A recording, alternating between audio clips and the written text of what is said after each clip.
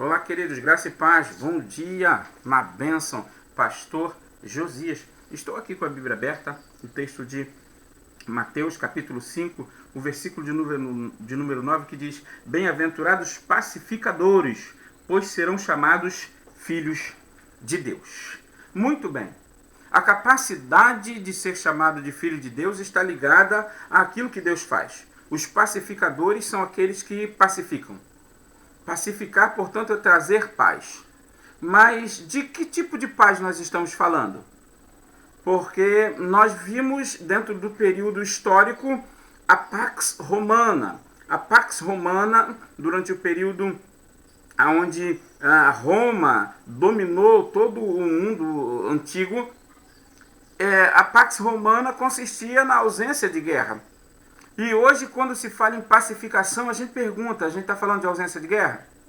Porque os pacificadores bem-aventurados aqui não são necessariamente esses que estão falando de ausência de guerra. São aqueles que trazem a paz de Deus, a paz com Deus. Romanos, capítulo de número 5, vai falar da paz com Deus. Nós estamos, portanto, falando de pessoas que pacificam o mundo levando o Evangelho. Nós estamos falando de pessoas que compreendem o Evangelho como sendo a salvação de todo aquele que nele crê. Portanto, se aquele que crê no Evangelho é salvo, esse Evangelho que salva não pode ser nenhum outro do que o próprio Senhor Jesus Cristo, porque o nome Jesus significa Ele é a salvação.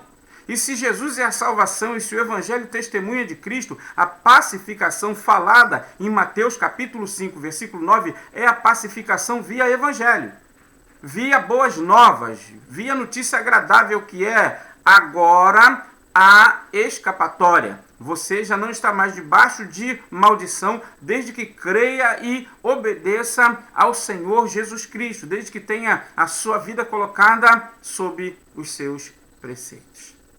Então, fica aqui essa observação. Pacificadores são aqueles que promovem a paz de Deus, aqueles que promovem a paz com Deus. Não são aqueles que tentam promover uma paz social, não que não devam fazê-la, por favor, ainda que os meios devem ser observados.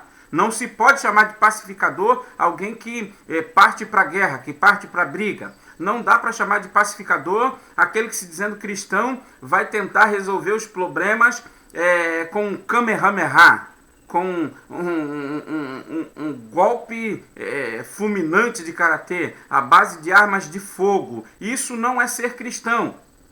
Isso é ser uma pessoa desprovida do entendimento. É ser um tolo, sim. Por quê? Porque Jesus, durante seu ministério, foi muito questionado sobre isso. Os discípulos imaginavam que ele iria tomar o reino das mãos do Império Romano. E aí Jesus diz: o meu reino não é desse mundo. E frustra as pessoas, inclusive o próprio Judas, que frustrado vai buscar então outro meio de resolver os seus problemas. Perceba, irmãos, Cristo Jesus não trouxe para que a graça de Deus para que nós entrássemos em lutas corporais. Ele trouxe a graça de Deus para que nós fôssemos pacificadores. Aquele que crê no Evangelho será salvo. Quem não crê no Evangelho está condenado. E o Evangelho é a salvação de Deus, não é a salvação dos homens. Homens não se salvam sozinhos. Essas ideias são ideias totalmente anticristãs. Não sou eu quem me salvo, eu não tenho como me salvar. Se Deus não fizer por mim, nada posso eu fazer. Então, irmão, ser pacificador, ser filho de Deus, é você ter as características do Pai. E o Pai é bom. É bom o tempo todo. A bondade de Deus, portanto, diz: não matarás.